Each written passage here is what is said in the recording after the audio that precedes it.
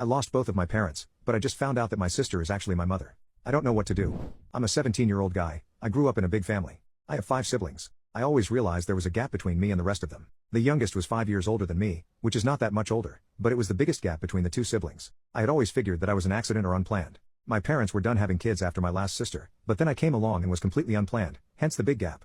Being the youngest, even though I felt distant from the rest of them, I always felt spoiled. The way they treated me was how you would expect them to treat the youngest. They nurtured me, and I was often the center of attention. I did like it. I wouldn't get as much respect, but I would get priority for my siblings over each other in many things. I was the cute one. I was the precious one. I was the one they always wanted to side with when they'd argue with each other. My oldest sister, Hannah, always took care of me the best. I always saw her as a mother figure, never knowing she was my mother. She always spent the most time with me out of all my brothers and sisters, cared for me the best, and was often there for me when my mom wasn't. My parents were much older than me, and I had always felt more distant from them than my siblings. As I said, in many ways, Hannah was a mother figure to me in the way our mother lacked. When my father passed away, it was probably the worst part of my life. I was young, around 8 years old. I did not take it well at all. I cried for weeks, I went crazy, I threw fits at people. I reacted poorly and negatively towards everyone. I know my siblings were all going through just as bad a period, but I made it about me. I didn't even consider them or what they would have been going through emotionally despite them being there constantly for me. And recently, the same thing happened with Mom. Hit me just as hard, if not harder. She'd been sick for a long time and slowly getting worse. Even though I'd lost one parent already and am older, I wasn't at all ready for it when it hit me. It was after this that Hannah told me the truth. She sat me down and braced that what she would tell me would be a shock. She knew that we were all still recovering from our mother's passing, but a few weeks had passed, and she felt it was enough time to wait before coming out with the truth. She said she had always wanted to tell me and could only finally. When she was 13, as many stupid kids do, she had unprotected sex with a boy, and she had gotten pregnant. And that child was me. At the time, her parents had wanted her to give the baby away for adoption, but she was unshakable and wanted to keep her child. She completely refused to give me, her son, away. They eventually agreed to keep me and would raise me in their household, but with her parents as the guardians, and I would grow up thinking they were my real parents. Some of my older siblings also knew but never mentioned it. They are my aunts and uncles. My mother had made Hannah swear she would never tell me. When Mom got sick, Hannah approached her and pleaded to relieve her of this burden because she wanted to tell me. My mother had agreed that she could tell me only after some time had passed after her death. She wanted to die as my mother, not my grandmother. Hannah said she had wanted to tell me the truth all her life but had sworn not to. There were many times when she felt like she had to tell me but had held herself back. Now, she was finally glad she could tell me the truth she had always wanted, that I was her son.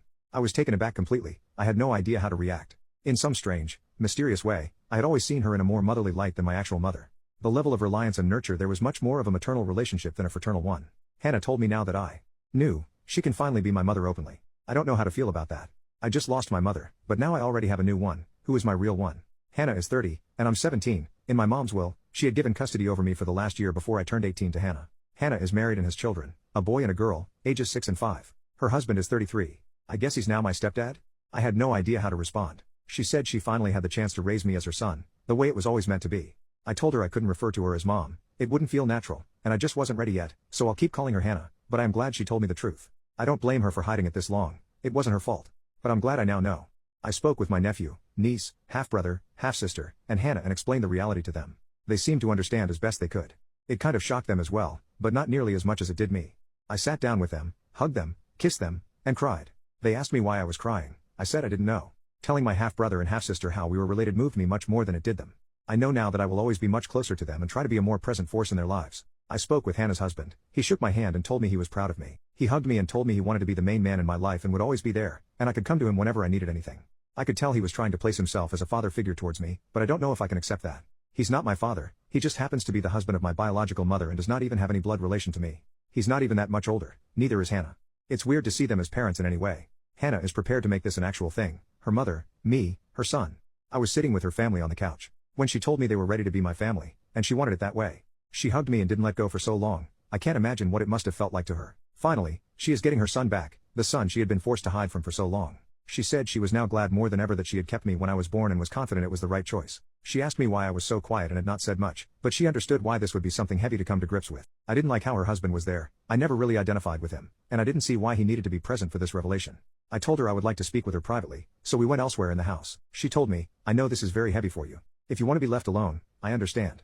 I understand if you just want to continue our relationship as it was before.